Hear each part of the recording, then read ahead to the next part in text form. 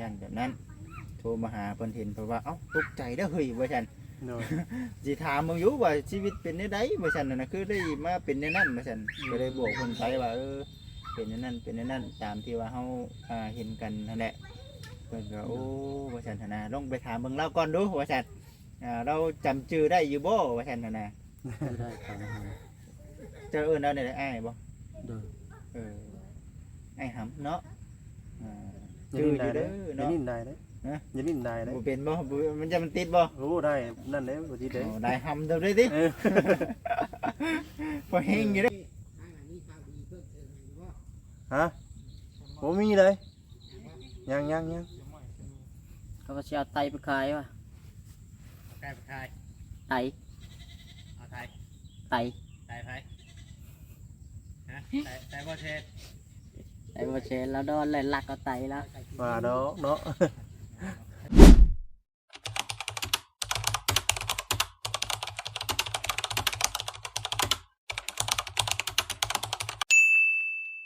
อ้าวพี่น้องเอ้ยเนาะกลับทักทายสบายดีเด้อเนาะสบายดีผมเป็นพี่น้อง FC เบอร์สู่คู่สู่คนพี่น้องเอ้ยเนาะบ่ว่าสิอยู่ในและกะต่างประเทศพี่น้องเอ้ยเนาะก็ยินดีต้อนรับเข้าสู่ช่องบาสดีชาแนลอีกแล้วพี่น้องเราพบกันที่เก่าพี่น้องเอ้ยเนาะมื้อนี้ก็มาเวียกพี่น้องเอ้ยเนาะพอดีว่ามาอัปเดตเนาะหรือว่ามาถามไทยเนาะพี่น้องเอ้ยทางบ่าวคำลาเพิ่นเนาะแล้วก็มาบอกว่าน้ำก็บ่ได้เจาะแล้วพี่น้องเอ้ยเนาะพอดีว่าน้ำบาดาลนี่ก็คือฝนตกพี่น้องเนาะสาเหตุที่ว่าบ่ได้เจาะพี่น้องเอ้ยเนาะก็เลยเลื่อนไปอีกพี่น้องเอ้ยเนาะเลื่อนไปมื้อใหม่พี่น้องเอ้ยเนาะเพราะว่าสร้างเพิ่นก็บ่ได้มาเนาะเพื่อนๆแล้วก็ฝนตกฝนลิ้นพี่น้องเอ้ยเนาะนั่นแหละแต่ว่าบ่ได้ทางมื้ออื่นกับมื้อฮื้อพี่น้องเนาะแต่สิมาแจ้งมาถามไทยแล้วเนาะว่ามีข่าวดีอย่างแน่เข้ามาพี่น้องเอ้ยเนาะไปพี่น้องเอ้ยเนาะว่าเราอย่าห่างเนาะเดี๋ยวมันสิยืดยาวพี่น้องเอ้ยเนาะคนอื่นก็ฝากกดไลค์กดแชร์กดติดตามด้วยพี่น้องเด้อเนาะจังไรก็ได้พี่น้องเอ้ยเนาะบ่กดโฆษณาเนาะเพื่อเป็นกำลังใจทั้งหมดที่นี่พี่น้องเอ้ยเนาะ พี่น้องเอ้ยไปพี่น้องเอ้ยเนาะเดี๋ยวเข้าไปหาทางบ่คำหลักกันเลยพี่น้องเอ้ยเนาะไปพี่น้องเอ้ย ว่าฉันหั่นนะแต่เพิ่นก็โทรมาอยู่ว่าเบิ่งรู้ว่าเป็นไดว่าจังซี่ที่ก็ว่าจะช่วยเหลือน้ำอยู่ว่าฉันหั่นนะเพิ่นก็ เฮ็ด ตก งานนำกันแบบยามมือได้ฝนตกแบบบ่ได้ลงเวียกเลยก็เดี๋ยวไปหากิน อ๋อ แป๊บเดียว เดียวกัน โดย อ่าย ามค่ำมาแล้วก็ไปซุ่มเดียว แต่กี้เราเดี๋ยวนี้เรามีลูก2คนบ่เดี๋ยวนี้ลูกคนหนึงบ่ลืมแล้ว คนหนึง ลูกคนหนึงเราเว้าอยู่อ่าโทรมาหาเมื่อคืนนี่ไปหาเฮิงบ่ได้เจ้าสิไปเพิ่นไปมื้ออันนั้นอื่นนี่แล้วว่าซั่นตัวเว้าเมื่อคืนนี่ ก็เลยสิมาถามมึงเจ้าอยู่ว่าฉันไอ้ห้ำชื่ออะไรน่ะดิ คนก็รู้จักบ่ ชื่อแม่น คนทุกคนเลย ฮะ ทางนั้น เดี๋ยวเราบอกข่อยอยู่โรงเรียนนี่ได้หรอวะ แต่ว่าเพิ่นเฮ็ดเวียกอยู่ไทยบ่ได้นี่คืออยู่บ้าน เราอยู่ใส่ก็บนจะเห็นน่ะ อยู่ไทยติ อยู่ไทย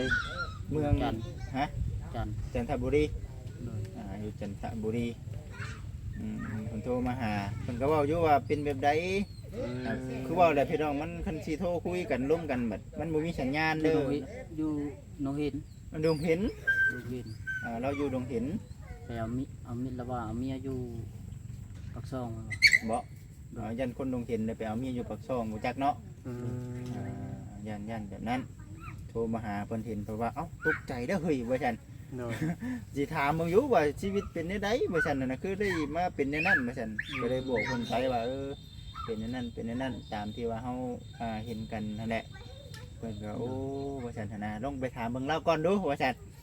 เราจำชื่อได้อยู่บ่ว่าฉันน่ะนะ ไม่ได้ตามหา เจ้าเอิ้นเราได้อ้ายบ่ โดย เออไอ้หำเนาะอ่า อย่า ชื่อ นิ่ อยู่ ได้ เด้ เด้ อ อย่า เนาะ นิ่ได้เด้ ฮะ อย่านิ่ได้เด้ บ่เป็นบ่มันจะมันติดบ่ โอ้ได้นั่นเด้บ่ติดเด้ โอ้ได้หำเด้อเด้ดิ เออ พอเฮงอยู่ได้อคือเป็นอะไรเนาะ อย่านิ่เรื่อยเด้อ ว่าดอกเนาะเห็นว่าก็ได้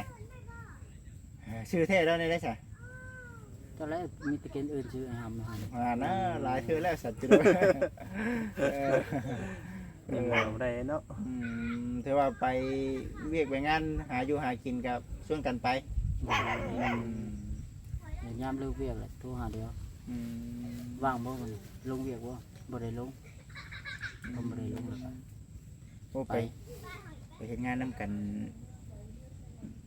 7-8 เดือนบ่ โดย เพิ่งเติบได้เนาะ อืม ช่วง7-8 เดือนนั่นคือเจ้าเฮ็ดงานส่งเงินมาให้ลูกบ่ โดย แต่ อยู่ เมีย นำกันไม่เท่า แต่เมียน่ะเสียแล้วตอนนี้ โดย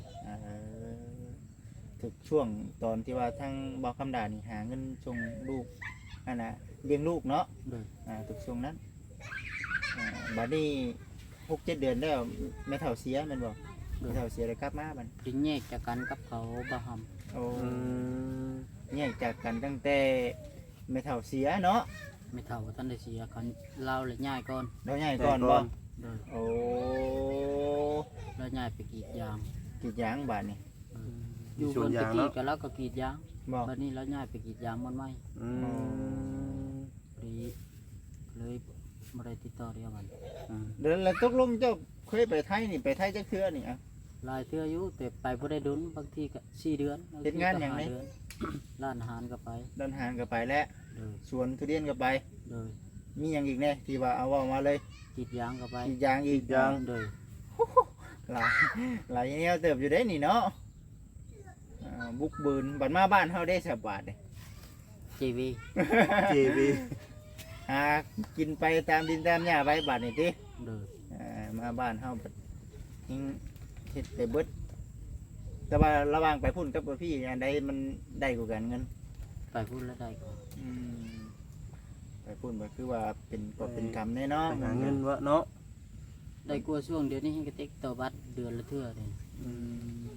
แต่เก่า2 เดือนมาต่อเท่านึงแค่นี้ เราหูเบิดเด้พี่น้องเราจักเบิดเลยจริงๆว่าตอนที่ผ่านมามันเดือเกิดเลยเนาะมันความสามารถเฮามันอันนั้นเบิดเลยตอนน่ะ แล้วก็มันนั่นเนาะ อ่า อืม ถือว่าเราฝากความมาหาว่า อืม เราว่าเรายังจื้ออ้ายได้อยู่บ่เราว่า คือได้ จื้อได้อยู่เนาะ โดย จื้อได้อยู่เด้ออ้ายเด้อประมาณจักปีก็ได้ลืมถามแล้วสักไปก็ได้ 30 ปลายแล้ว ประมาณนั้นบ่ โดย 30 ปลายปี สิได้พี่น้องเอ้ยเนาะ 33มันคือ34ตอน อื นั้น ม เราว่าจำดึกเราว่าได้เบิ่งคลิปแล้วค้นหาเฟซบ่จิตเราว่า อืม เพื่อสิเห็นเราว่า จนดึกเที่ยงคืนได้บ่ซั่น คือเป็นเห็นในคลิปแล้วเนาะเห็นในคลิปเดี๋ยวเพิ่นเคยถามเบิ่งนะเรื่องราวเป็นมาได้บ่ได้เนาะ แม่นแม่น เพิ่นก็แล้วเคยตะกี้คือเฮ็ดเวียกเฮ็ดงานนำกันอยู่สินะ ติดต่ออยากติดต่อหาเราบ่ซั่นโอ้ยว่ามันมีสัญญาณกับเรามีโทรศัพท์แน่เนาะแม่นบ่ แม่น โดย กับเบาล่ะ แล้วก็มีโทรศัพท์กำลังก็มีโทรศัพท์กาแฟพี่น้องเนาะ จะลูกจุ่มลง จุ่มลงจุ่มน้ำน้ำ ล้างเครื่องเนาะ ล้างเครื่องมันเก่าแฮะ เครื่องเก่าแห้งล่างเครื่อง ล้างเครื่องเว้ย จะได้อยู่ในชุดหยังนี่ชุดที่เวียกบ่นี่ โดย ดับหน้าบ่ ไถนา โอ้ แต่ละ ได้อุด ใส่หุดเฉพาะจังมีแต่ขี้ดมเนาะ เพื่อไปหาหน้ำไม้บ่ ไปหาหน่อไม้เล็บดำนา3 ไม้ เคยเก่งอยู่บ่ มีพ่อแกง จงไว้ให้บ่หรือว่าเบิ่นไร เบิดเลยได้ โอ้โหสายละบาทนี่เนาะ มา เบิ่น บ่ แล้ว ทัน เอา เนาะ เวียงแล้วก็บาบอสแล้วก็ตุชิกิน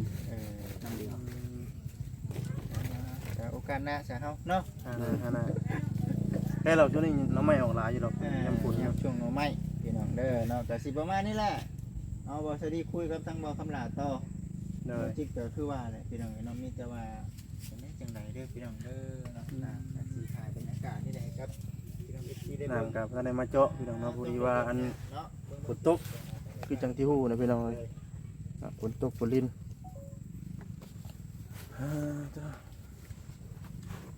บ่ได้มาบางคำลาเพิ่นมื้อหนึงพี่น้องเลย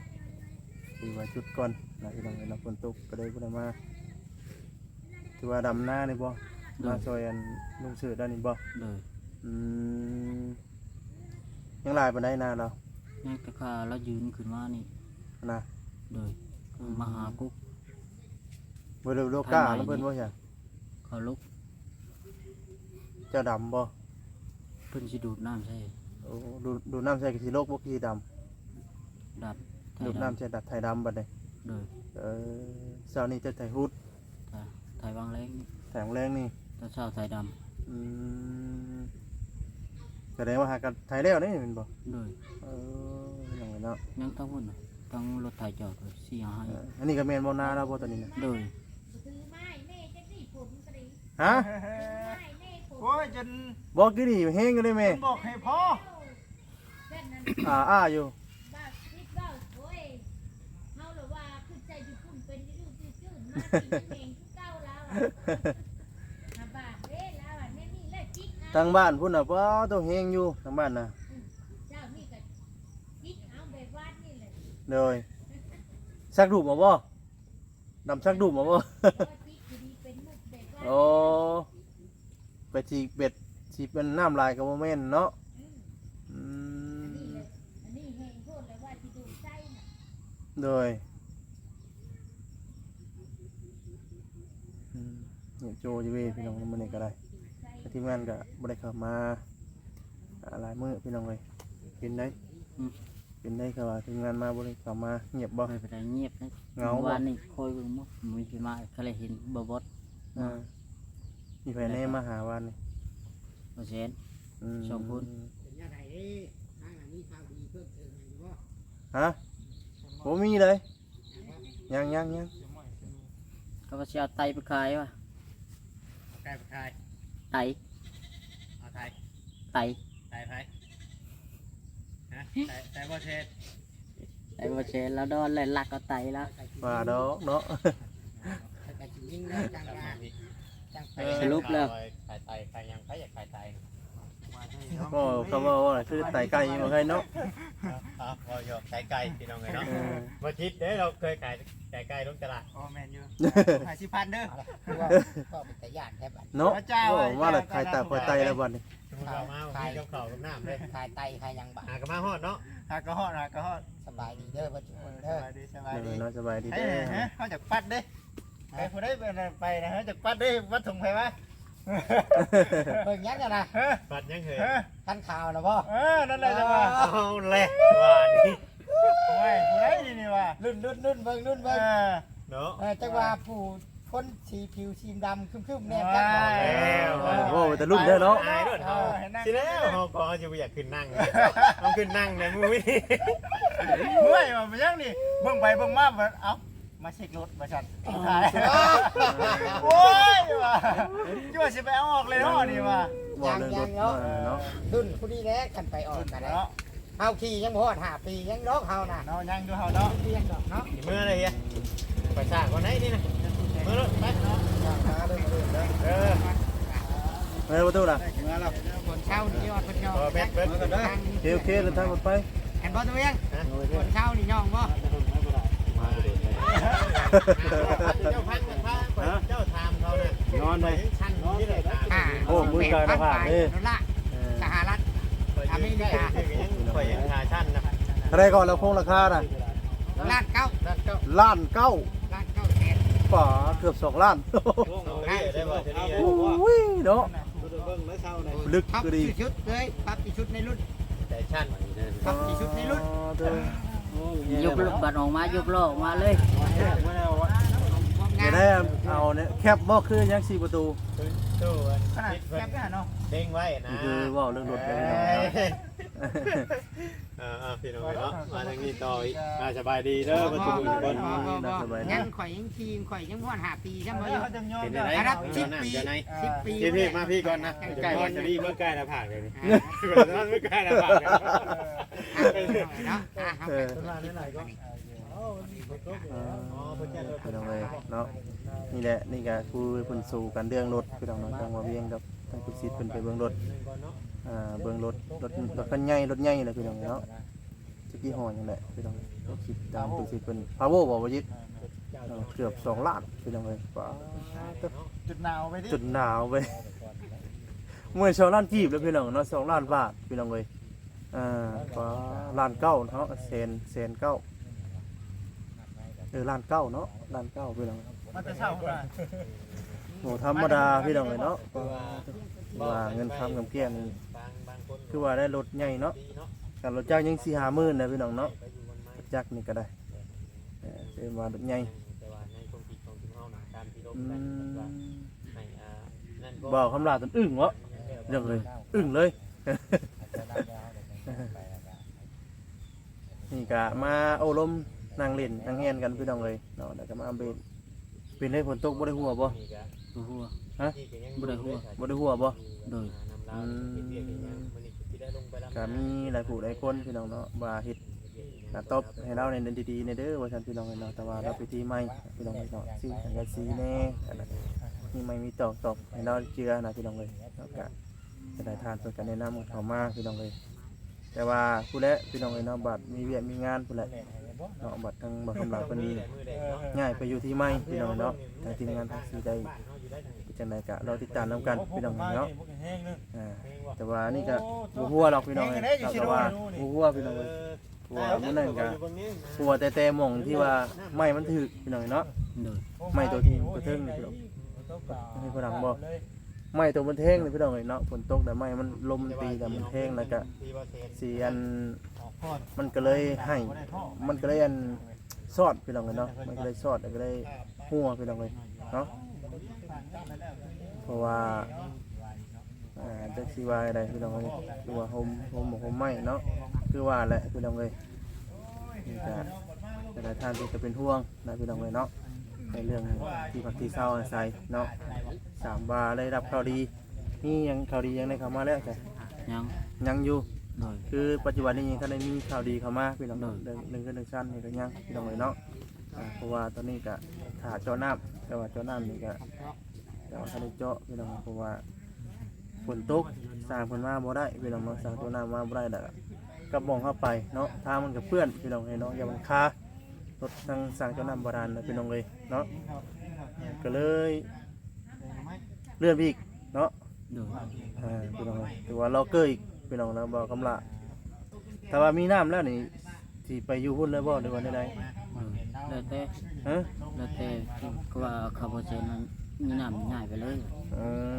ถ้าว่ามีน้ำนี่สิง่ายพุ่นเลย โดย เอาโดยพี่น้องเลยเนาะคือเรื่องที่ว่าท่านได้ง่ายนี่คือท่านเจ้าน้ำบาดาลพี่น้องเลยเนาะแต่ว่าเขาเจ้าน้ำบาดาลได้ก็จะได้ง่ายไปพี่น้องเลยเราดูน้ำกันพี่น้องเลยเนาะนี่ก็เนี่ยเดี๋ยวคุบหอบไปเอาเตียงคู่เลยเนาะแม่ใส่กันเลย เทไปวางเดียว แม่เงินออกค่า เนี่ยคู่เลย โตเนาะ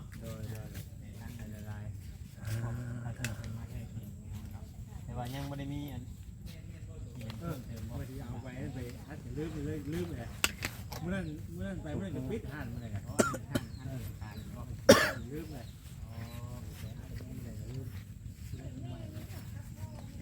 ทางบอกคำลาเพิ่นก็ซอยเวียกซอยงานทางคุณลุงกับแม่ป้าพี่น้องเลยเนาะบัดไปพุ่นก็สิได้อาศัยไปเพิ่งทางอันยังก็พุ่นน่ะเพราะไงก็เป็นญาติพี่น้องกันอยู่บ่ทางเจ้า แบบมันถ้าว่าก็ใกล้กันใช่ วันไกลเฮือนเคียงบ่ ก็ไม่ป่ะ โอ้บ่แม่นญาติพี่น้องบ่ เอาหลังคามันโบเป็นอ้างนะเนาะ บ้านไกลเดินเคียงกันพี่น้องเนาะแต่ว่าทางป้าแล้วก็มีน้ำจิตน้ำใจเนาะเบิ่งแยงให้กับพี่น้องเนาะเดี๋ยวจบจากคลิปนี้ก็สิขึ้นไปจำพาจำไทยเบิ่งเนาะว่าทางป้าเรามีข่าวดียังมาแล้วพี่น้องเอ้ยเนาะเรื่องนี้แหละเป็นสารนันแป้นของเราหลายพี่น้องเนาะเพราะว่ามันก็ยังบ่แล้วพี่น้องเอ้ยเนาะเราติดตามน้ำกันพี่น้องเอ้ยเนาะ พากระจาดพากระจาดเย็น ได้กินข้าวกินน้ำแล้วนะบ่มึง กินแล้ว ตัวตัวนี้มันยังมีลมเขาได้ กินเรียบร้อยแล้วพี่น้องเอ้ยเนาะ โดย มีแต่พังเบิ้งพี่น้องเนาะว่าหน้าโบราณนี่ก็พังเบิ้งมืออื่นมือฮื้อเพื่อกับว่าเพื่อไว้พี่น้องเอ้ยเนาะไปสิได้ฝนตกพี่น้องในช่วงนี้ก็ฝนตกฝนลิ้นแน่ว่าช่วงนี้ก็ฟ้าฝนได้พี่น้องเอ้ยเนาะ โดย ทำให้ดำหน้ากับบางคนก็ทันได้แล้วได้ตัวชิด ช่องเบิ่งยะ กันนี่ก็ฝนตกกับผู้ใดคนเพิ่นก็ยังดำให้ดำหน้ายังบ่แล้วก็มีพี่น้องเนาะก็สิได้ถ่าน้ำบางหม่องก็ตกแห้งพี่น้องเอ้ยแห้งก็ยังบ่มีน้ำก็มีหม่องสิได้ยังลุงเสร็จแล้วก็หาดูดน้ำใส่ตัวตะพื้นพี่น้องเอ้ยได้พี่น้องเอ้ยเนาะเช้านี้จะกับใครเสื้อเล่านี่บ่เปลี่ยนกันเนาะเดี๋ยวเราก็ได้ซอยแห้งเพิ่นแน่เนาะ โดย ปราชาพี่น้องเนาะสำหรับที่นี่ก็บ่หลายกันยืนยาวพี่น้องเนาะมื้อนี้ก็บ่มีหยังพี่น้องเนาะจังได๋ก็ฝ ฝากเป็นกำลังใจให้พี่น้องเด้อเนาะฝากกดไลค์กดแชร์กดติดตามเนาะกับบอสดีและกับบ่คำละพี่น้องเนาะรอรุ่นน้ำกันพี่น้องในเรื่องนำมาดานเลยว่าเรื่องเงินเรื่องชาติเนี่ยก็ยังบ่ทันได้มีงบเข้ามาพี่น้องหรือว่ายังบ่มีข่าวดีพี่น้องเนาะแต่ว่าท่านใดเนาะอยากช่วยซอยเนาะก็ยินดีเด้อพี่น้องเด้อเนาะยินดีเป็นสะพานบุญหรือว่ากับทางทีมงานบ่ทุกคนพี่น้องเนาะลาไปก่อนเนาะสบายดีพี่น้องเนาะสบายดี